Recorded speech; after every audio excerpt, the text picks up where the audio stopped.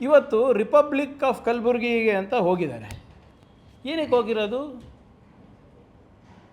ಇವತ್ತು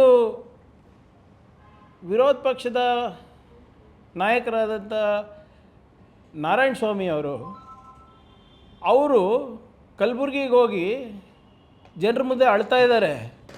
ನನಗೆ ಅನ್ಯಾಯ ಆಗಿದೆ, ನನಗೆ ದಿಗ್ಬಂಧನ ಆಗಿದೆ, ನನಗೆ ಮೋಸ ಆಗಿದೆ, ನನ್ನ ಮೇಲೆ ಅತ್ಯಾಚಾರ ಮಾಡ್ತಾ ಇದ್ದಾರೆ, ಅಟ್ಟಹಾಸ ಮೆರೆಸಿದ್ದಾರೆ. ಅವರು ವಿಕ್ಟಮ್ಮ. ನನಗೆ ಸ್ವಲ್ಪ ದಯವಿಟ್ಟು ನಮ್ಮ ಮಾಧ್ಯಮ ಸ್ನೇಹಿತರು ಸ್ವಲ್ಪ ನನಗೆ ಬಿಡಿಸಿ ಹೇಳಬೇಕು. ಬಹಿರಂಗವಾಗಿ ನಾಯಿ ಅಂತ ಬೈದಿದ್ದು ನನಗೆ, ಅವ್ರು ಹೆಂಗೆ ವಿಕ್ಟಮ್ ಆದರು? ನನಗೆ ನಾಯಿ ಅಂತ ಬೈದು ನನ್ನ ಮತಕ್ಷೇತ್ರಕ್ಕೆ ಹೋಗ್ತಾರೆ. ಅಲ್ಲಿ ಏನೇನು ನಡೆದಿದೆ ಅಂತಲೂ ಕೂಡ ಎಲ್ಲ ಸಾಕ್ಷಿಗಳು ಇವತ್ತು ತಮ್ಮ ಮುಂದೆ ಇಡಲಿಕ್ಕೆ ನಾನು ಬಯಸ್ತೇನೆ. ಆದರೆ ಅದಕ್ಕಿಂತ ಮುಂಚೆ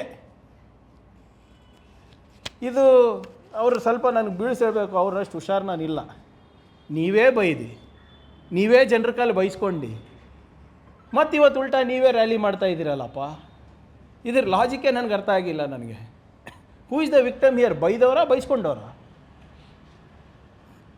ಆದರೆ ಒಂದು ಭಾಳ ಸಂತೋಷ ಏನಂದರೆ ಇವತ್ತು ಎಲ್ಲ ವಿಪಕ್ಷದ ನಾಯಕರು ಕಲಬುರಗಿಗೆ ಭಾಳ ಫ್ರೀಕ್ವೆಂಟಾಗಿ ಬರ್ತಾಯಿದ್ದಾರೆ. ನನಗೆ ಭಾಳ ಸಂತೋಷ.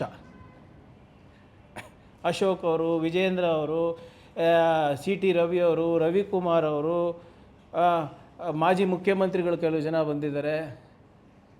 ಅಧಿಕಾರದಲ್ಲಿದ್ದಾಗ ಒಂದು ಸರಿ ಕಲಬುರಗಿ ವಿಸಿಟ್ ಇರಲಿಲ್ಲ ಇವ್ರದ್ದು.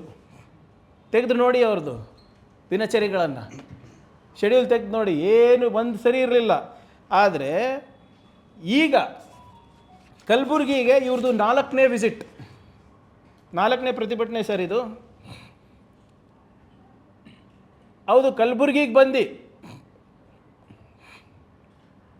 ರೈತರ ಬಗ್ಗೆ ಕಾಳಜಿ ವಹಿಸಿದ್ರೆ ಆಯ್ತಪ್ಪ, ವಿರೋಧ ಪಕ್ಷದ ಕೆಲಸ ಅವ್ರು ಮಾಡ್ತಾಯಿದ್ದಾರೆ.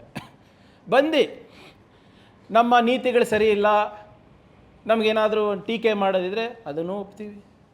ಅಲ್ಲಿ ಬಂದು ಏನಾದರೂ ಒಂದು ಸರ್ಕಾರದ ವೈಫಲ್ಯಗಳನ್ನು ಎತ್ತಿ ಹಿಡ್ದು ಇಲ್ಲ ಹೀಗೆ ಮಾಡ್ತಾಯಿದ್ರೆ, ಹಾಗೆ ಮಾಡ್ತಾಯಿದ್ರೆ, ಇದು ಸರಿ ಅಲ್ಲ, ಕಲ್ಯಾಣ ಕರ್ನಾಟಕದ ಜನರಿಗೆ ಅನ್ಯಾಯ ಆಗ್ತಾಯಿದೆ ಅಂದರೆ ಅದನ್ನೂ ಓಕೆ. 4 ಸರಿನೂ ಬಂದಾಗ ತಾವು ಪ್ರತಿಭಟನೆ ಮಾಡಿದ್ದು ಯಾರಿಗೋಸ್ಕರ? ಪ್ರಿಯಾಂಕ್ ಖರ್ಗೆ ಹಟಾವ್, BJP ಬಚಾವ್.